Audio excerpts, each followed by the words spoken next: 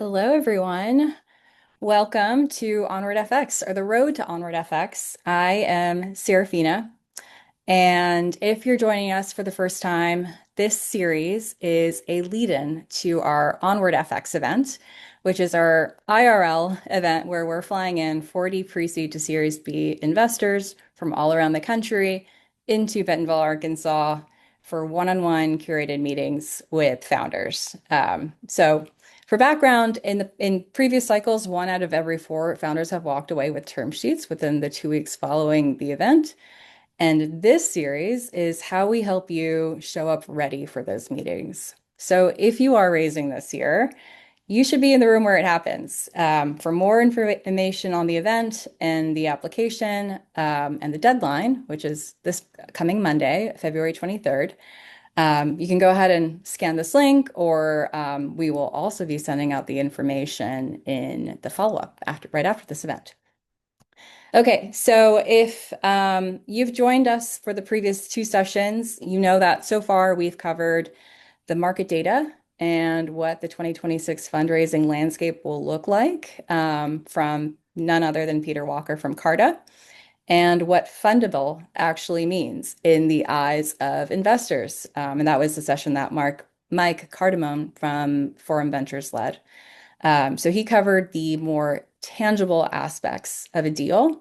And today we'll be getting into the intangible aspects, something that founders think about constantly, but rarely get honest answers on. What's actually happening inside the mind of an investor within the first few minutes of meeting you? I've heard of fundraising compared to dating, and I do believe that that's a fair comparison.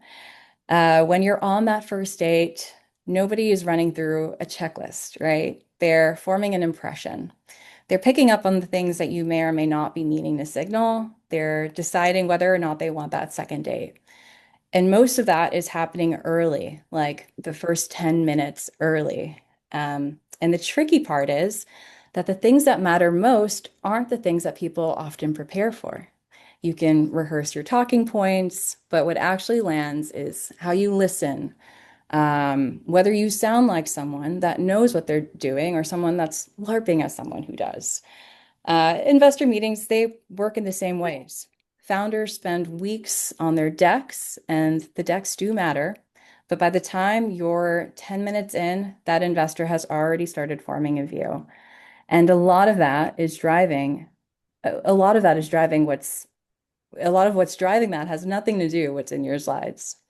So today we're in for a real treat. We have Nick Moran, who is the founder and general partner of New Stack Ventures, which is a pre-seed and seed fund based just north of us in Chicago. New Stack's whole thesis is about investing in outsiders, founders who don't look like what typically gets funded in Silicon Valley, but have the conviction and depth to build something durable. Nick is also the host and the creator of the full Ratchet, the first venture capital podcast, which launched over a decade ago. And he's interviewed hundreds of investors on exactly this, how they all make decisions. So there's probably no one better to walk us through what's actually happening in those critical first few minutes.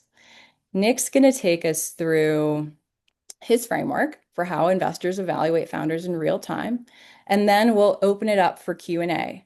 We also have something up our sleeves for later in the program, and then just a matter of housekeeping. You're welcome to use the chat or Q&A. You can ask questions anonymously, and we will read them out and hopefully get to all, if not most of them. So with that, Nick, I'll pass it to you to take it away. Awesome. Thank you, Serafina. Let me see if I can figure this out here. All right. Can you all see this? Yes. Okay. Let's see if I can get into some sort of presentation mode.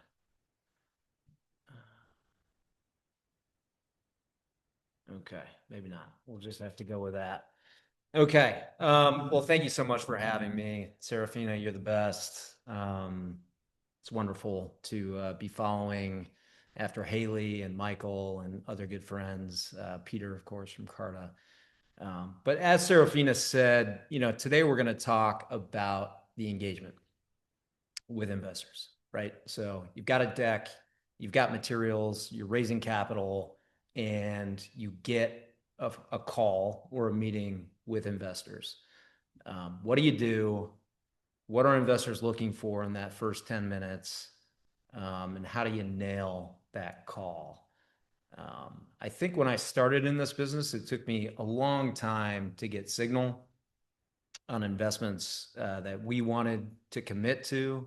And over time, after taking hundreds and then thousands and then tens of thousands of pitches, I've gotten it down to about 6 minutes.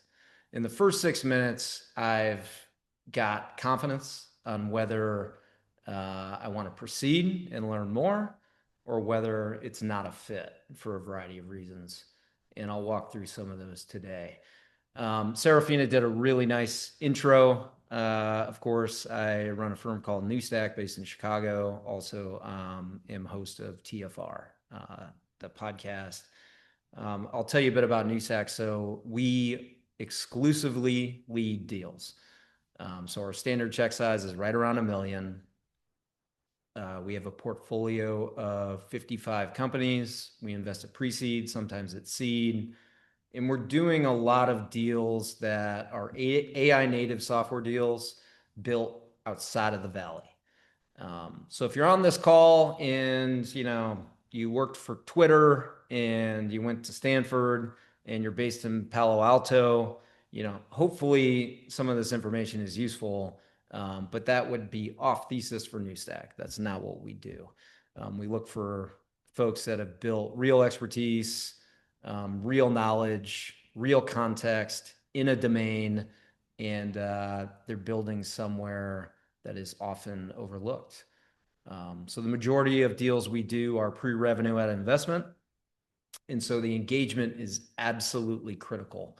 What we learn about the person and the opportunity and their commitment on that first call is everything, because we don't have traction metrics to obscure our evaluation.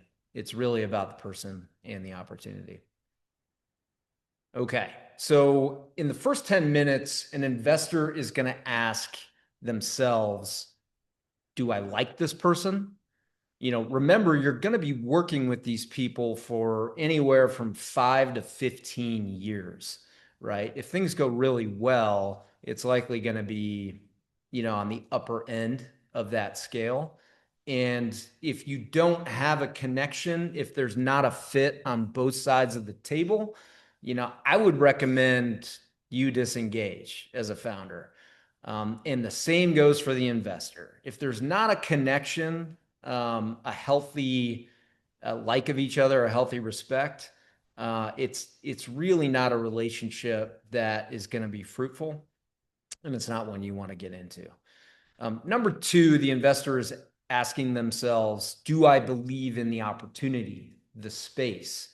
That's a function of the solution that's being built, meeting a market that is in high demand for that solution with an economic model that can produce venture scale returns, right? So you can do a simple market sizing analysis. Who's the ICP? Who's the target customer? How many of them are there out there? And how much are you going to charge each over time, right? As you expand revenue, the investor has to have confidence that it's a large opportunity that's venture scale. VCs want to invest in multi-billion-dollar outcomes. They don't want to hear about multi-billion-dollar markets. Very hard to build a $2 to $10 billion outcome in a $2 to $10 billion market. So it's got to be something that feels very large. And finally, they're asking, do I believe in you? So this is a little different than do I like you? Is there a fit? Are we in sync? Are we in the flow? Do I believe in you is more about credibility, right? Are you credible to be working on this opportunity? Do you have experience in your background that suggests you can take this on and win, and you're the best founding team or founder in the country or in the world to go after this unique problem. And of course, there's your level of conviction. Are you obsessed? Are you tenacious? Do you have high attention to detail? Are you magnetic and intense about what you're working on? Investors typically do not want to work with founders that are mercenaries, right? They're just picking off something because it's a large market and because it's an interesting opportunity, but they have no business working on it. They want to find people that are uniquely mission driven and attached to the problem they're trying to solve. All right. So let's all remember this is a sales process, right? When you're pitching investors for capital, you're selling a product. In this case, you're selling equity in your business. In any sales process, you need to know the customer. That's the first step. Know your customer. What's your ICP, right? Your product is going to have an ICP, an ideal customer persona. Your business is going to have a different ICP, a different customer persona, right? The buyers of your equity, in most cases, for let's say you're a pre-seed, seed stage, maybe a Series A company, are going to be angels or opportunistic investors. Those are people that do not do this for a living, but they're really interested in it. Then you're going to have professional VCs, right? These are people that do this for a living. That's all they do. They eat, sleep, and breathe this all day, every day. All of the economics that they get are tied up in venture capital in their profession. These are two completely different personas. Okay. So if you're pitching an angel or an opportunistic investor of some sort, my general goal is they should be doing most of the talking, right? If they're doing more than 50% of talking on the call, that's a win. Any sales process, you want to keep your prospect engaged. You want to ask them about, what motivates them, why they're here, how they invest, how many investments have they done, how do they like working with founders. Really dive into the person side of it, their profession, their success, and learn about that prospect. And don't forget to probe with really meaningful questions, right? If they were successful in building a software company or building a startup before, if they've had an exit, there's a lot that you can unpack there about, how they found success. How did they find an ICP? How did they think about go to market? How did they structure their business model for success? How did they move upmarket over time, right? From SMBs to enterprise customers. How did they engage, exit players in strategic acquirers? So try and keep the angels of the world talking. The professional VCs are going to want you to do most of the talking, right? They do this all day, every day. They take a lot of calls. They need to learn about your business. So you can start with some qualifying questions, show them that you're interested, show them that you've done homework on their thesis. You can probe into what's not public about the approach, but the key is to qualify, and I'll share more about that on the next slide. So you've probably got two branches of VCs. You've got some that have very clear info about their thesis online. They're very public. Maybe they're like me, they host a podcast, they share a lot of information. Their LinkedIn is busy. There's information on Twitter, X. And then there are some VCs that are much more opaque, right? If you go to Benchmark's website, it's just a banner that says Benchmark. There's nothing else, right? And so there are some VCs that are intentionally mysterious. And for those, you might not have information. So for the folks that do have a lot of information, like ourselves, New Stack, there's a lot of information about our check size, our thesis, what we do, what we don't do online. You don't want to ask those questions, right? It's all available online.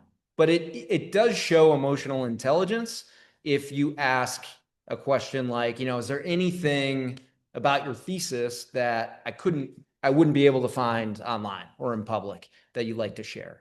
Or has anything changed with recent developments in the market? with recent AI developments? Oh, I see you raised a new fund. Has anything changed about your thesis, with your new mandate and your new fund? Anything else I should be mindful of that wouldn't be obvious online? So you can ask more of these open-ended questions to kind of start the conversation with the folks that have a strong presence. For the folks that don't have a strong presence, you got to qualify. You got to hammer the typical qualification questions that any salesperson would do. Do you lead rounds or do you co-invest? What stage do you focus on? What sectors and themes do you like? What's your ticket size? How does your diligence process work? How do you work with founders post-investment? So you're going to be much more direct if there's not a lot of information, and much more open-ended if there is information. Okay, so now it's your turn. You've asked the questions, you've teed up the conversation, you've kept the investor talking for a few minutes in the VC case, maybe 15 minutes in the angel or family office space or profile. Now it's your turn. And when you're on this call, it's all about storytelling, right? If you pull up your deck and start walking through slides, uh, you haven't passed go, you haven't collected $200, and you sort of failed the first call. So I always suggest never pull up your slides and start walking through them.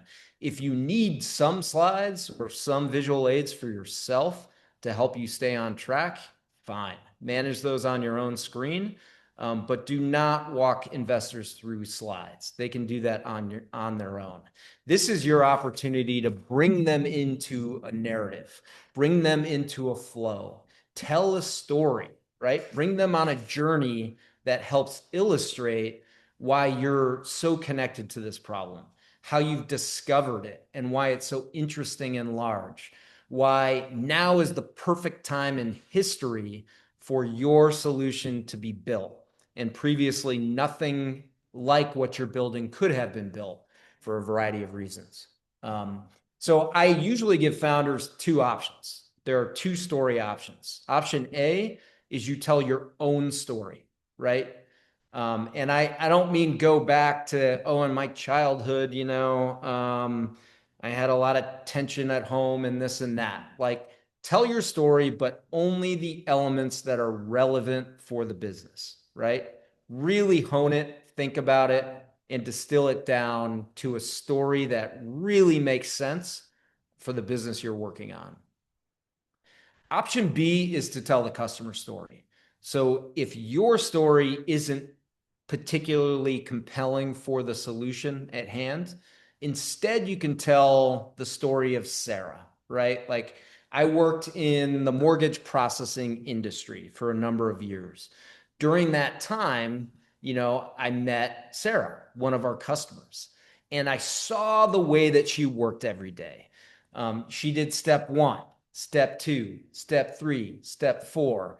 The process broke down here and there. So you can also default to the day in the life of the customer, and you can center the story around that if you think that that's more powerful.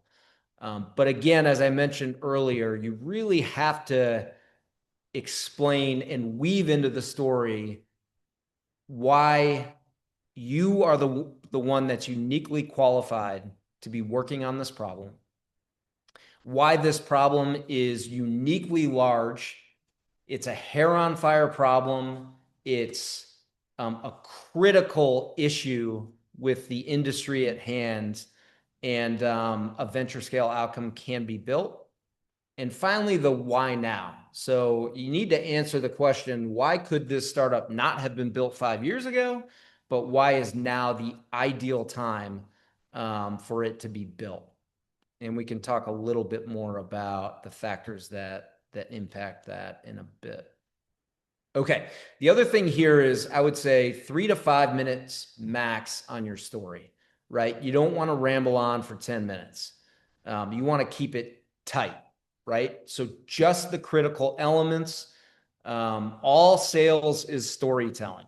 So I'm not going to give you a whole session in storytelling. There's far better experts in, how to craft a compelling story than me. But my recommendation would be keep it tight and focus on the key elements that I mentioned on the last slide. Some other tips I'll give you is, make sure you practice this on 10 real people before you get into an investor pitch session. I would recommend you record all of those practice sessions and then watch it. I pitch LPs all the time, so I'm doing the same thing that founders are doing. I'm a founder myself, a founder of a VC firm, but I have to pitch hundreds and hundreds of LPs in order to convert a small percentage of those to invest in our fund. And before I launch any fundraise, I do a lot of practice. I record it, I watch it, I take notes on what I could do better. Then I watch it with the video off. So I'm just listening to audio. I take notes again, and then I watch it with the audio off. This is a little counterintuitive, but if you just watch the video, you're going to pick up on facial expressions. You're going to pick up on body language.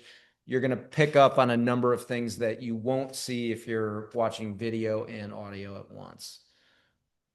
Finally, I would suggest to load your slide deck and any information you have on your startup into Claude, OpenAI, Grok, any of them are fine.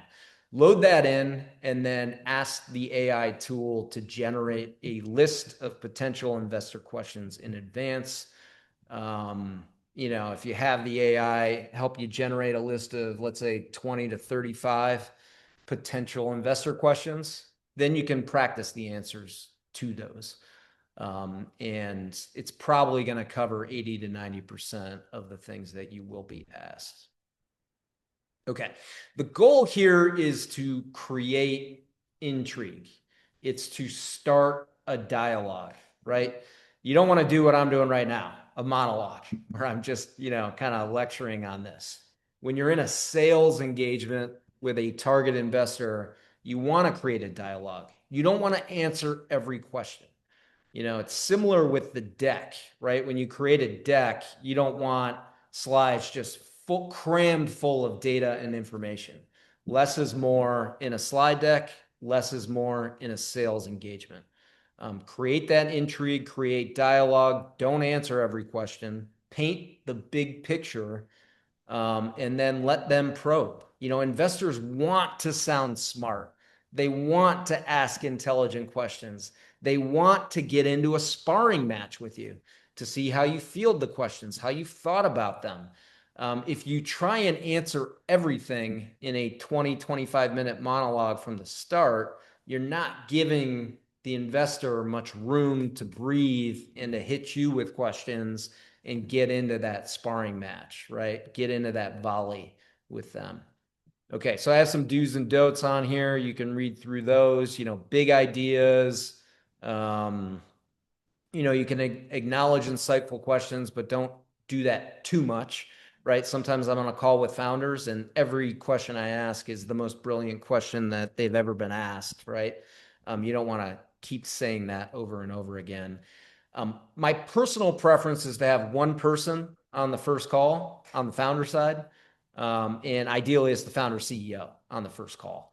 I think it's better to bring in other people later, bring in co-founders later, deepen the relationship. They get a different look. You're kind of moving through a process. You're adding momentum to it. You're adding context to it. You're adding more gravity as you bring in more people. But at that first engagement, it's really about the connection, right? And I really like the one-on-one because you can keep it basic, high level. It's just an intro call, and you can really find a flow with somebody. When you have two people on the call, it's like who's answering what, and it gets a little out of sync. And then I always tell founders, be stubborn about your vision, but be very flexible and open about the path to get there. So we like very high conviction founders that have big goals, right? They're going to reinvent a new industry. They're going to disrupt large problems. But you have to be very open-minded with investors, with customers. on the path to get there, because you're going to learn so much as you get into the weeds and you're solving issues. I'm sure many of you know this already. You're building startups and you have to be super open-minded, with product changes and go-to-market changes and business model changes as you go. You can't have preconceived notions about how it's done, but what you're trying to do, you can, be very stubborn with that vision. Don't stuff too much on the slides. Don't ramble. Um, be careful with hyperbole and exaggerated stats. That's a gotcha, and that's a pet peeve of mine. I don't like hyperbolic statements.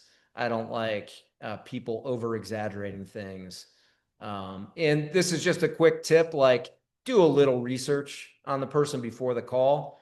Good salespeople know the target before they get on the call, right? And I'm not saying good salespeople do hours and hours of research, but it's very easy with LinkedIn and with AI tools today to spend 5 to 10 minutes to get a dossier profile on the target investor. If you start the call and say, if you started a call with me and said, Nick, where are you based? I would pass immediately. Now, I wouldn't say that because it's rude, but I would pass, regardless of how well the call went, because the founder is not professional enough and not serious enough to at least do minor research on Newstack, right? They're just hopping on a call. They're very laissez-faire about it. Remember, this is a high stakes engagement. You're raising capital. It's a 10 plus year partnership, potentially. If you treat it nonchalant, it's not a good look, and it's just not the way you should be handling a high stakes conversation of this sort. Okay. Again, watch your language. I talked about hyperbole, lose like words, justifying words like already. We're already doing 30K MRR, right? We've already closed 500K of our target. Like, these things signal desperation, right? You don't meet a marathon runner that says at mile 1, I've already completed a mile and I did it at a 10-minute pace, right? You've got a whole marathon to run, right? This is not even the first inning when you're pitching for pre-seed or seed capital.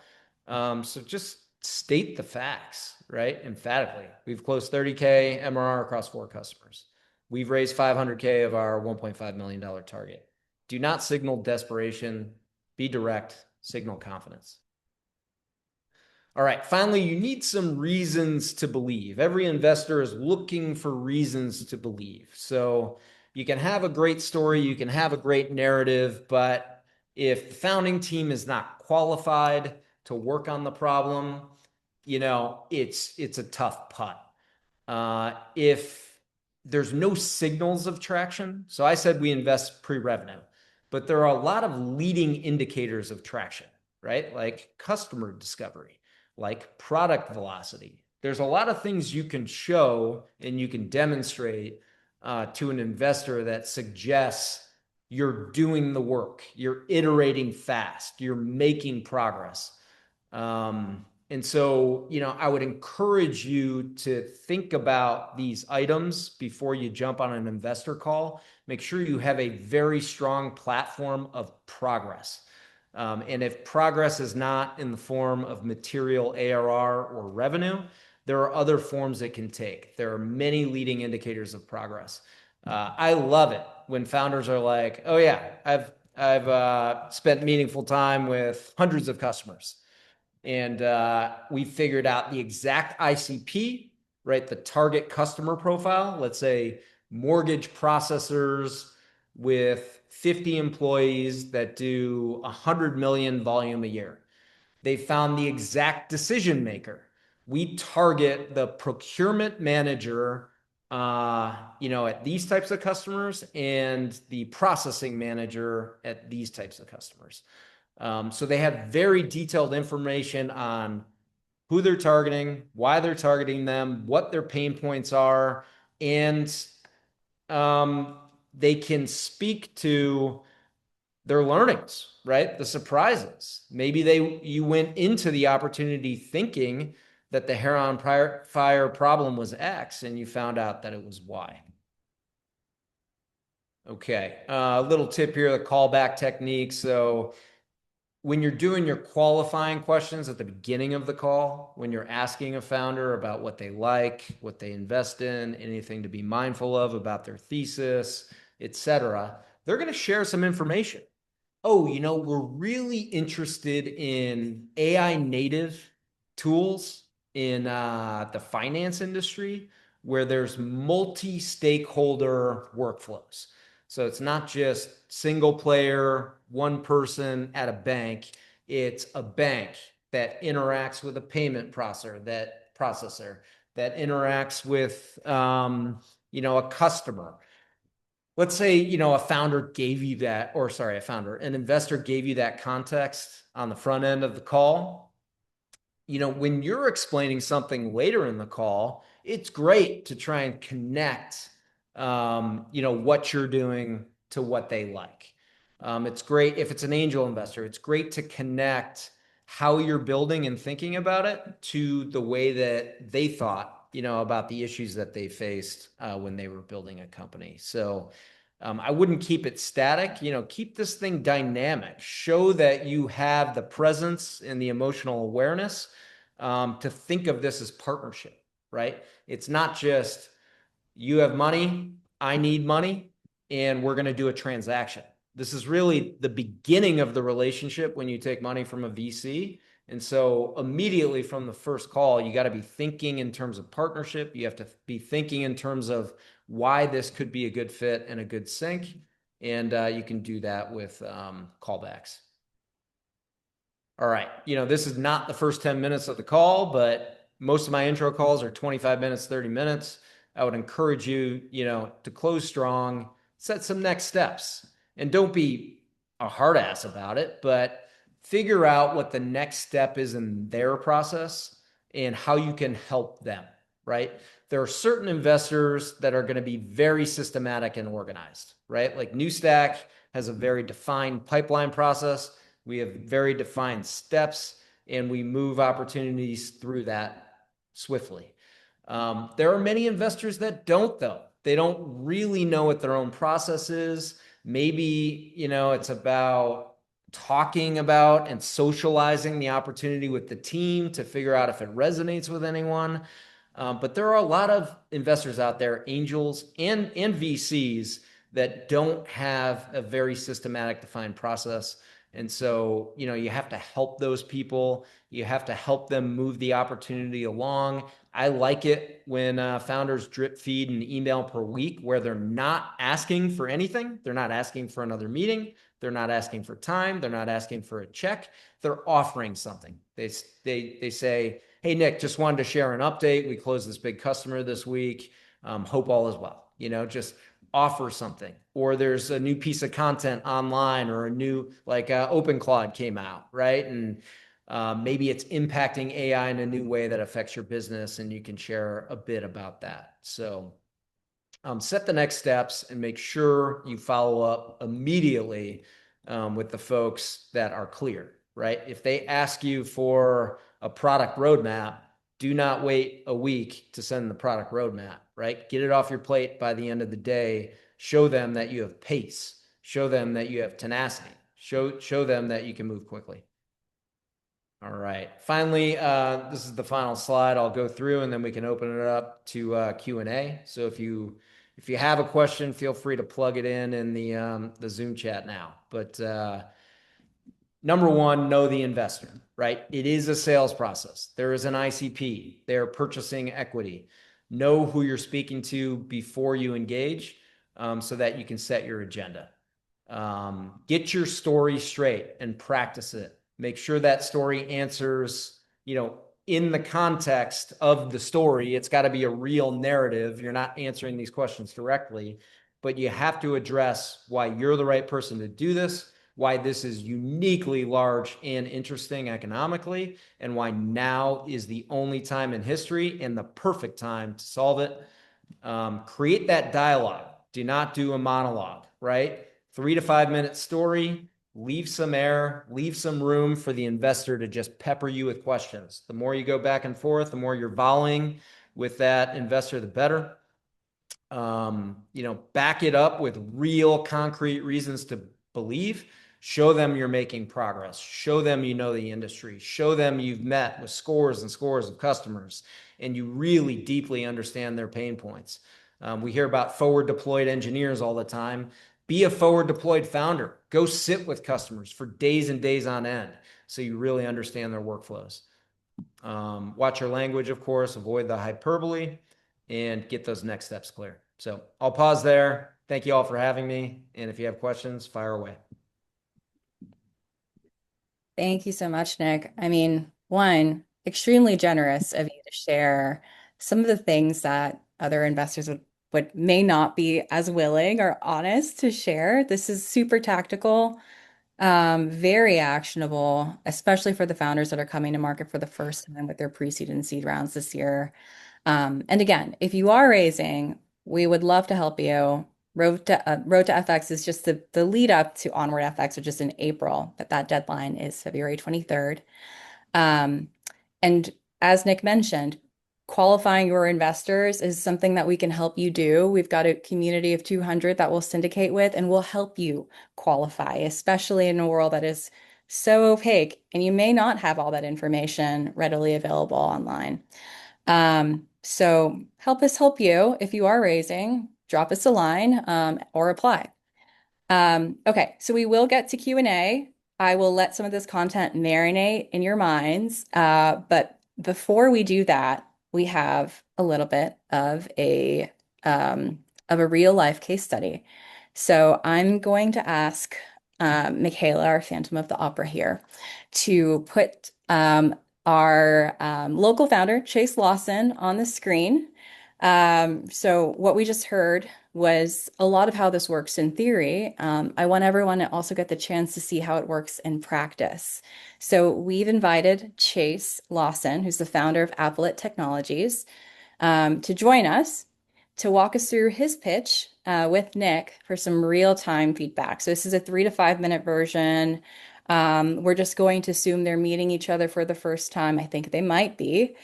And Chase, I want to thank you for your bravery here. We've got a big audience on the Zoom call today. So thank you for that. And Chase, are you with us? Yeah, he is. Okay, great. So I will excuse myself now and pretend I'm not even here. Fantastic. Thank you so much, Serafina. Really appreciate the opportunity. Nick, it's great to meet you. Presentation was very fruitful. Lots to learn. So thank you so much for sharing.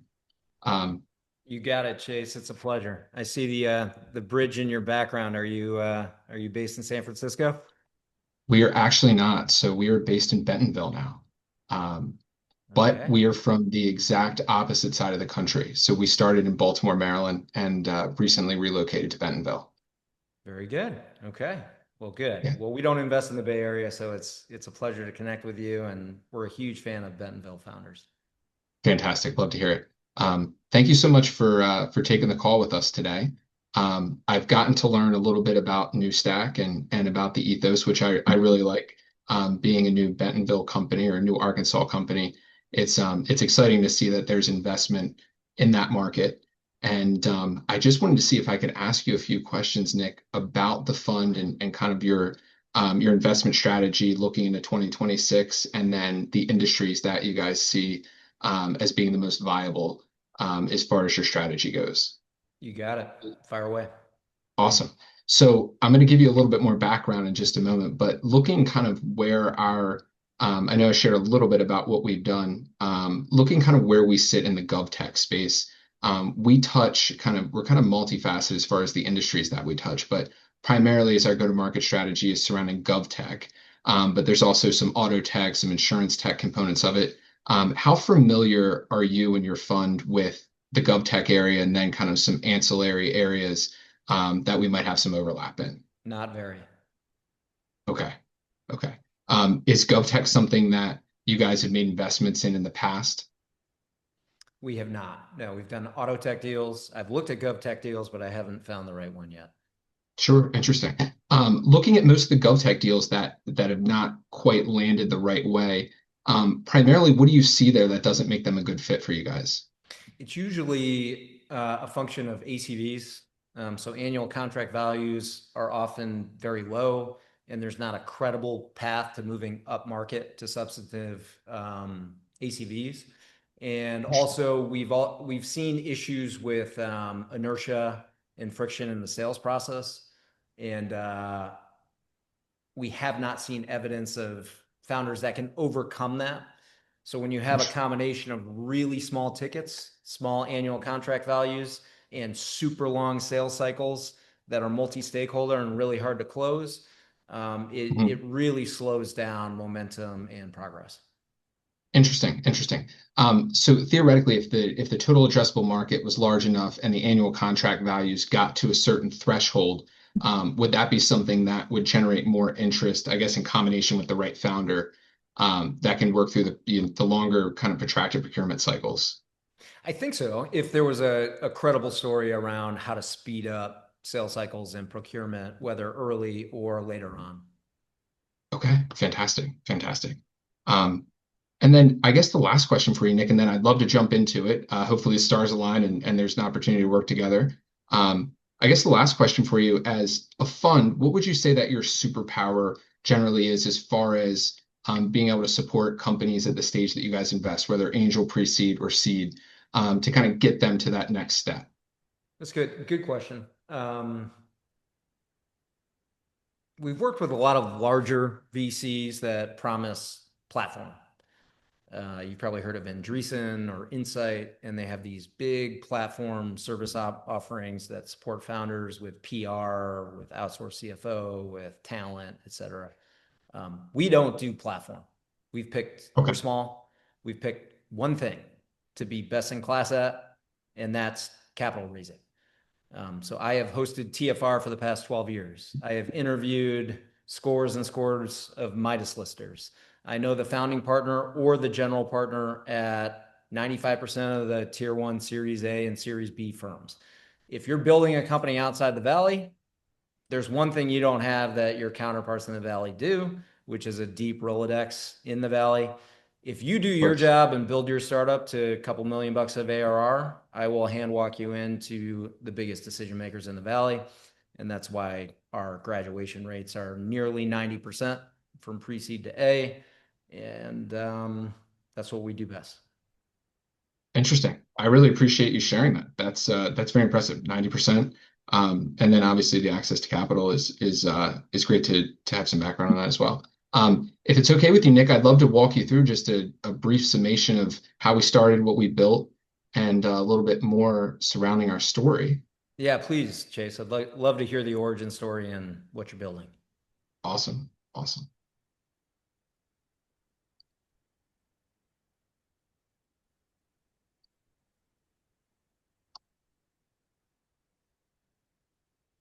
Okay. Can you see my screen, Nick? I can. Fantastic. Okay, so I'm the founder and CEO of Appellate. My name's Chase, and what we've set out to do is leverage vehicle intelligence to bring more efficiency, more accountability, and more transparency to the towing process. So a very specific market, but largely kind of untapped as far as being able to leverage data both for the use of or protection of society, so to speak, but also for use in law enforcement. How do we get started here? So going back 5, 6 years, I was a police officer in Delaware. I towed a car virtually every day.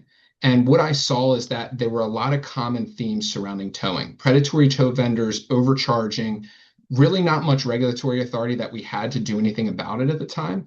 And there weren't any solutions that were available to oversee the vendors, to track what was going on. And most police chiefs, even today, can't tell you how many vehicles they towed last month, last year, or how many they currently have in inventory. And largely that's due to inefficient paperwork flips. So a variety of things, I thought it was a mess, and I was actually very surprised even 10 years ago that there wasn't a solution to address it.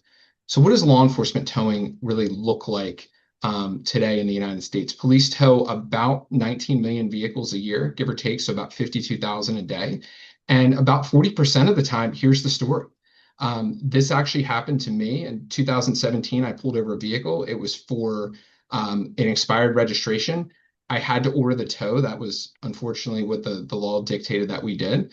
And unfortunately, the owner of the vehicle couldn't afford the $400 tow bill when they were towed less than a mile back to the tow yard, and they lost their car. So I don't believe that anyone on this call or in general thinks that that's the right thing to do. But unfortunately, that is something that I experienced firsthand. And what did I experience personally? Using paper to process a tow, everything was slow, protracted. We couldn't easily search information. We also had no idea what the vendors were doing. So when malfeasance did occur, we had no idea. It was all complaint driven. And then arguably one of the biggest problems is that every crime has a nexus to a vehicle virtually, and we had no way to leverage that data to support criminal investigations. So we had to build something to fix it. So what we built was Astro, the automated system for towing and recovery operations. So think Uber for towing, right?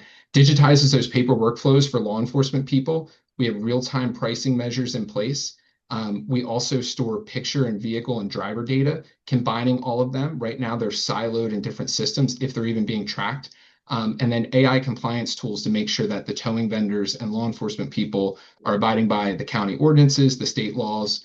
And best of all, we're competing against carbon copy paper. So about 18,000 police agencies across the country, the vast majority are still using paper to process this information.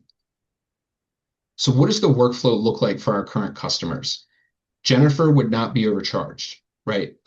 If there's any fee caps in place, which there is in 22 states now, then it would automatically notify the law enforcement people if she was overcharged, right? So easy in, easy out, streamlined process. And then for the police department, 90% quicker processing tows, about 50% less administrative work on the back end, and then 100% clearer actionable data that we can feed into law enforcement databases to be able to fight crime more effectively.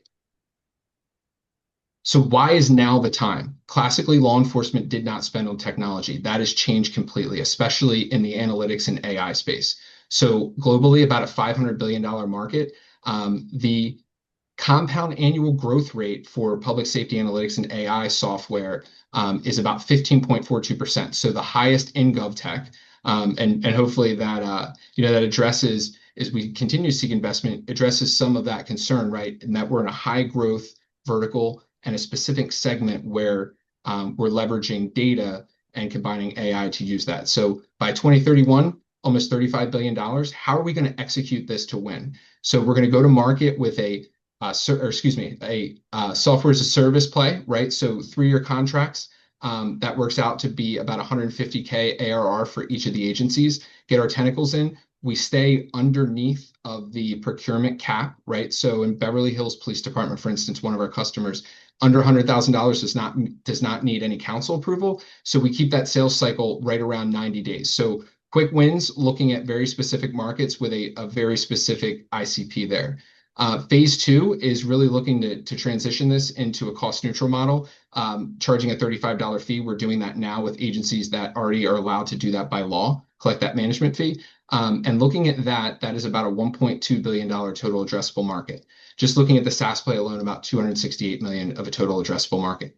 Okay, exciting stuff. So we have 4 live customers. We're at 40K ARR, and we have over $1 million in our pipeline. So we've been out boots on the ground, leveraging our expertise in the public safety environment and the connections that we have to really build this around the customers, right? So more efficiency, more accountability is kind of that vendor management tool. And then the third part of this is really looking at how do we leverage this for data intelligence to fight crime. Law enforcement agencies in the Southwest United States have invested in real-time crime centers.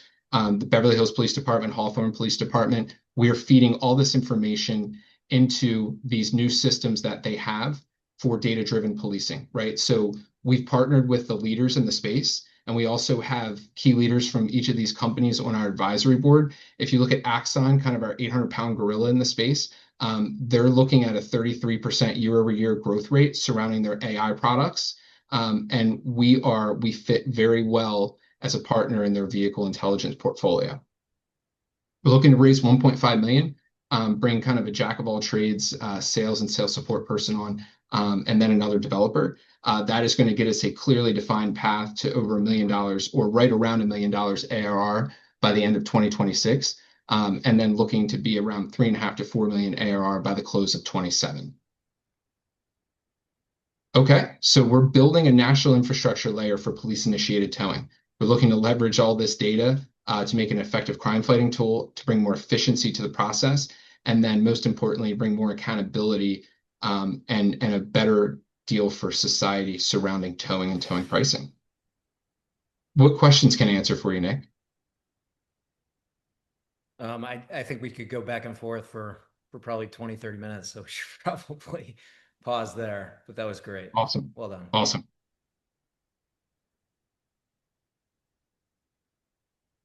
So, in the spirit of learning together, Nick, quick reactions, tactical, like anything that you would recommend, Chase or any other founders on the call of what to do, what not to do, especially on a first call format like this. This is all in positive spirit. Yeah, Chase is you're a brave guy, right? Put on the spot here as the guinea pig. I'd start by saying I really like how poised you are. I could tell you were very prepared. You did address the why you, the why this, the why now. You're clearly very professional. You're connected to the problem. You understand the problem deeply. And you did a lot of great preparation. Your cadence was good. You're very thoughtful. And the opportunity, the market is very clear. So I give you a lot of credit because you did a lot of things right. If I'm connecting it to my presentation today, I would say, if you were in front of a room giving a pitch like Techstars or YC style, this would be the format you would want to do. But if you're a one-on-one with an investor, again, it's a sales process, right? And so I am not an advocate of walking through slides. You did hit on a number of the points that I made. But I would keep, once you got into the slides, I'm reading data and I'm half paying attention to your words. I'm half kind of digging into the data. Like you've kind of lost the flow. You've lost the connection. And this is just the first intro meeting. The other dynamic I would say is you answered many of my questions, right? And you don't want to do that, right? You want to give them enough in 3 to 5 minutes. You want to keep it really short and tight. Give them enough to help them understand, how did you stumble across this problem, right? I think that was on your second slide, right? You talked about, I pulled over Susie and her car got towed and she didn't get it back. And then I went to investigate, how pervasive is this problem? How big is it? It turns out there's 280,000 Susies in the country every year that, lose their vehicle, or, you can tell that story without all the visual aid and you'll keep your audience engaged more. They should be reading the deck in their own time. The deck has a completely different structure in my mind than a sales conversation. So I thought you did a wonderful job. We put you on the spot, but I would keep it, a little bit tighter. And I would encourage you that if you're pitching an investor one-on-one on Zoom or over a coffee meeting, I would lose the slides. Okay, very good. Thank you so much, Nick. I really appreciate the feedback. Thank you, Chase. Well done. Congrats on the Thank you. progress. Thank you. Nice. All right, so we've got 5 minutes left in the session. I thought, Nick, it might be fun to do a speed round Q&A based on some of the questions that we've gotten from the audience. Are you game for that? Let's do it. Okay, cool. Maya asks, is it poor form to ask who funds the VC firm? So who are your LPs? When is that appropriate? Is it appropriate? What are the founders hoping to get out of that? I don't think it's really that relevant most of the time. There are some VCs that have really strategic LPs. Like, they've built an LP base of go-to-market specialists. And usually they advertise that a little bit online. Yeah.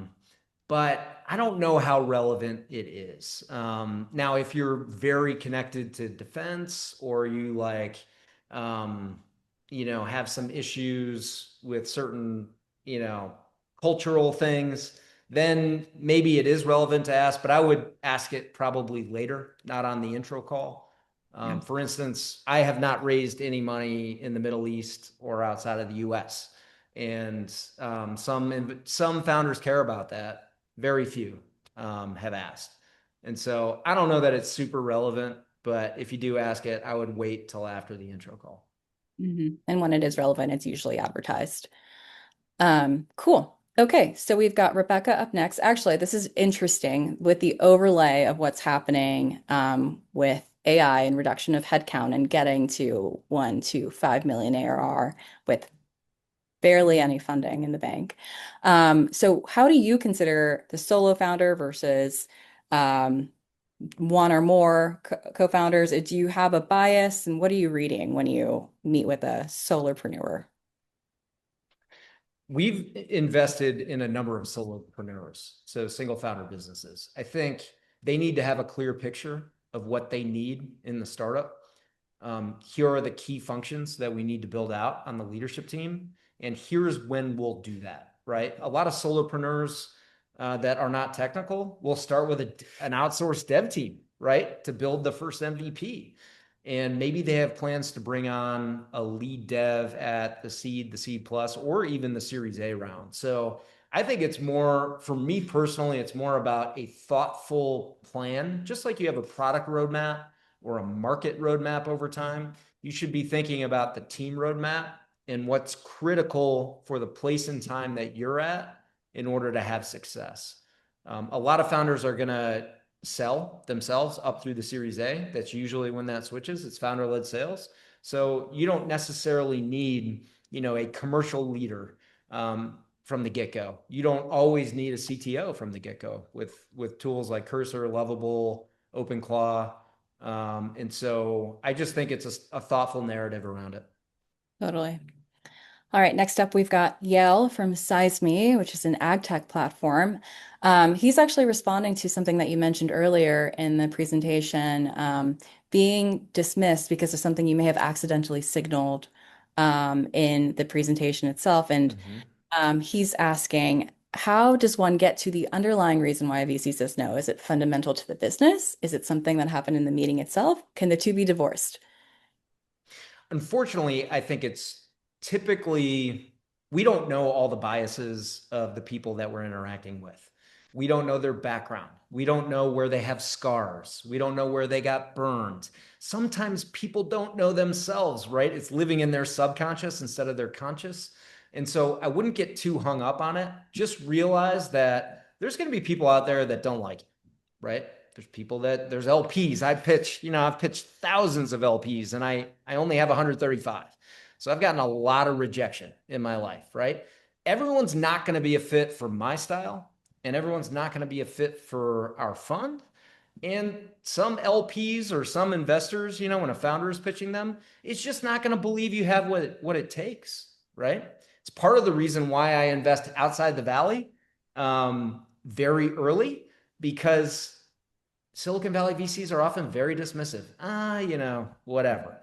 Whereas I think I can find opportunity. Like if I find the right founders that are a good fit with New Stack, it's a tremendous opportunity for us to support their journey, and, they can build something great. So I wouldn't sweat it. I'd try to move on, but just recognize there are people out there that just aren't going to believe in you, and it's okay. Yeah. Yeah. Solid advice. All right, next up we've got Peter, friend from Oklahoma. How do you how do you position yourself when you're pre-revenue? How do you position your traction when you don't have revenue?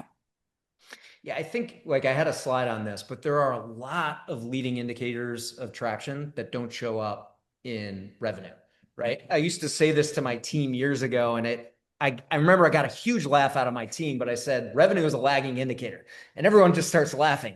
And I said it is. If you're doing all the right things on the front end, the revenue comes. Just like a VC, like the returns are a lagging indicator. If we're partnering with the right founders that are addressing the right problems, like the returns come. It takes a long time, but they come. And so there's a lot of things that you can show, like number of visits with a customer, number of new product cycles pushed right to staging, number of sales contacts added to the pipeline. And you can show the pipeline in progress. Like we've moved them from mouth of funnel to qualification to negotiation to contracting, right? You can show that over time. And these are all things that you can drip feed on that 1 week basis, right? If an investor goes dark, it usually doesn't mean they don't like you. They're just busy. Everyone's overwhelmed. There's so much noise. There's so many distractions. And if you're not asking for things all the time, like nobody wants to get an email where it's like, this is the person that's always asking for shit, right? They want to get the email where it's like, ooh, this is exciting. They're just giving me an update, right? And then their confidence builds, right, as weeks go on. And then they're going to ping you and say, do you have some time to catch up? If they're really interested. So I would just encourage you to do all those things that are necessary and try and document them and track them so that you can share them. Awesome. All right. Coming down to the last two here. So Jared had a question about working outside of your first degree connections when you're working up new customer relationships. How Mhm. can you or when can you ask a VC for industry connections? You can only ask anyone for anything if there's some trust and Mhm. there's some relationship. And that means more than one meeting. It usually means you've met the person in person and you've had some meaningful experiences with that person, right? Like Serafina, when you reached out to me about doing this, like we've met a handful of times in Bentonville. We did a function together in like I've worked with you. We've had like I trust you. You're an incredible advocate for the entire region. And so it was like no brainer. I would absolutely do it. But if we had met one time and then you reached out and said, hey, I want you to put together a pitch deck and I would say, I'm too busy.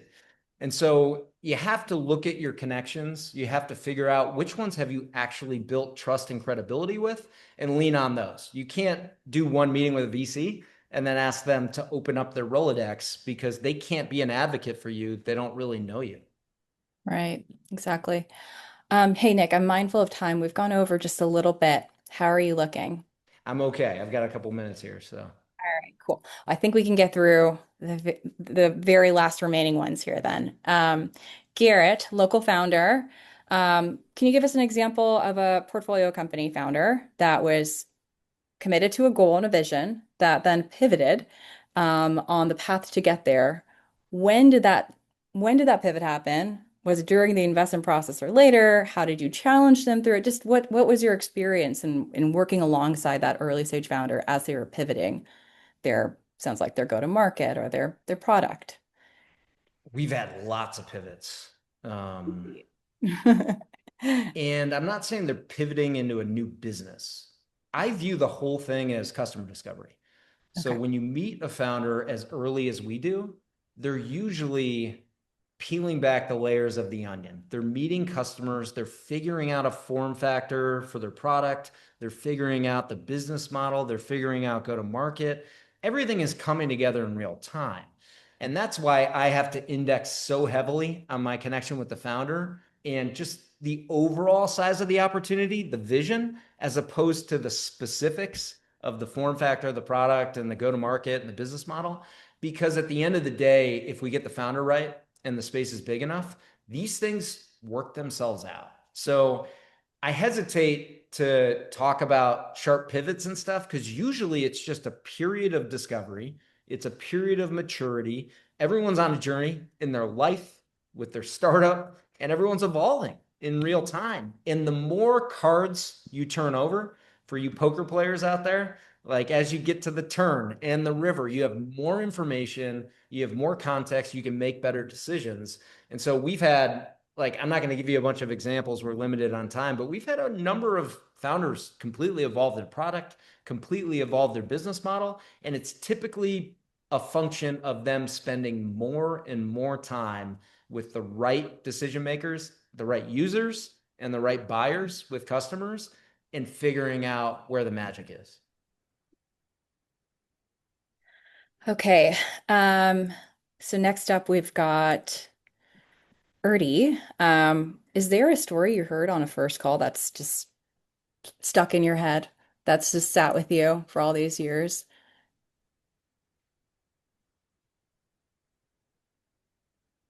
And I think what would be most helpful is, well, why is that? And what is replicable about it? I mean, I've heard a lot, right? I've also interviewed a lot of people on the podcast, so I've heard some wild ones. Like Cyan Bannister was homeless and got into tech as a dev, and now she's, like an epic VC, that's invested in Uber and many others.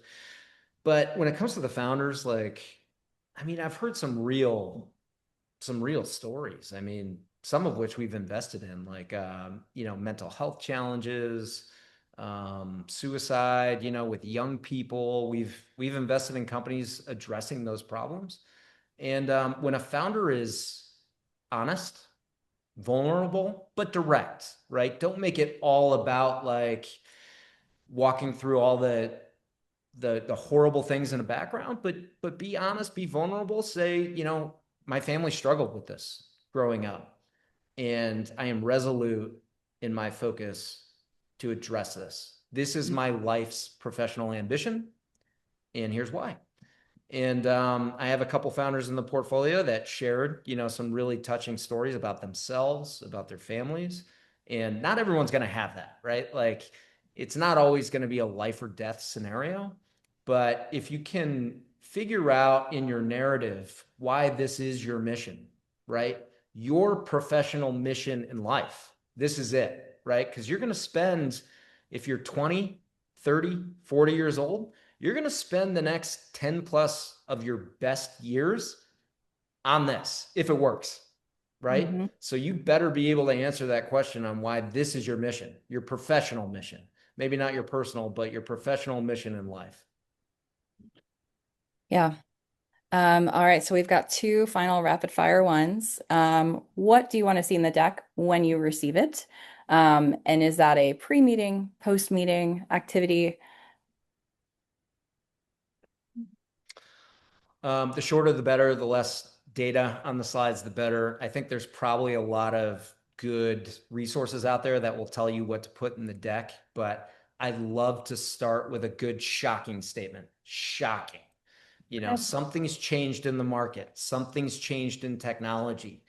Give me a big stat, like shake it up, get my attention from the go. First slide, don't have a lot of info on it. Maybe have a statement with a data point. Like my deck that I pitched to LPs, the first slide is the SaaS apocalypse that we saw, what, a week and a half ago. SaaS stocks, like we lost $2 trillion of value in the stock market in a day. Like that's shocking, right? What is happening with AI? How are things changing? So that segues very well into our story on how we pitch things. But, grab their attention from the get-go, then jump into the problem, the real problem. And, from there you can build up, a story around your solution, the size of the opportunity, just like Chase did. Chase has a really good deck. And, I think there's some good resources out there that founders can lean on for direction. 100%. And if you guys have any questions about that, reach out to our team and we'll help you out. All right, final wrap-up question here. It's a geo question about your mandate. Are you looking in metro areas out like New York and Boston outside of Silicon Valley? We are. Yep. Okay, super. Well, you heard it here.